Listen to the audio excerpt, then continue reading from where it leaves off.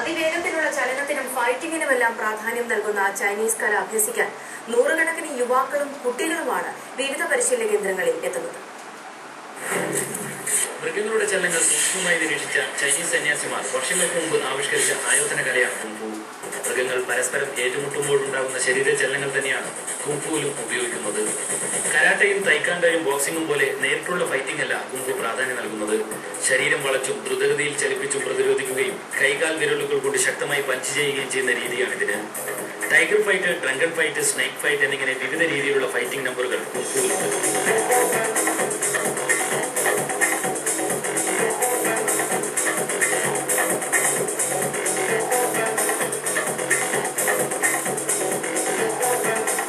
യുടെ മാഹാത്മ്യം അറിയുന്ന മലബാറിലെ പുതുതലമുറ ധാരാളമായി ചൈനീസ് ആയോധന കല അഭ്യസിക്കാൻ എത്തുന്നുവെന്നാണ് 30 വർഷമായി കോഴിക്കോട്ട് ഷാവലിൻ ഇന്ത്യൻ കുംഫു പരിശീലന കേന്ദ്രം നടത്തുന്ന TV അബ്ദുൽ നാസർ പറയുന്നത്. ഏറ്റവും കൂടുതൽ കലയിൽ ഏറ്റവും കൂടുതൽ ടഫായി കിടക്കുന്ന ഒരു വിഷയം ഉണ്ടെങ്കിൽ മാഷ കുംഫു.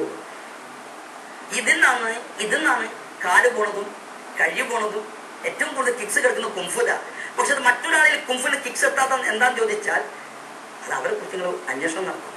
ഇവിടെ എന്ന് പറഞ്ഞാൽ ചവിട്ടും മുട്ടും മാത്രമല്ല, എല്ലാം ഉണ്ട്. എങ്ങനെ വീട്ടുകാരോട് എങ്ങനെ പെരുമാറണം, ഒരു ആളെ കണ്ട എങ്ങനെ, സൊസൈറ്റിയോട് എങ്ങനെയുള്ള നമുക്കുള്ള ബാധ്യത എന്തൊക്കെയാണ്, ആരോടൊക്കെ നമ്മളോട് ചുറ്റുപാടുള്ള കാര്യങ്ങൾ എല്ലാം ഇവിടെ പഠിപ്പിച്ചിട്ടുണ്ട്. ബോളിവുഡ് സിനിമയിലെ ജെറ്റ്ലി മാസ്റ്ററുടെ ഫൈറ്റിംഗ് കണ്ടവരും ഇക്കൂട്ടത്തിലുണ്ട്.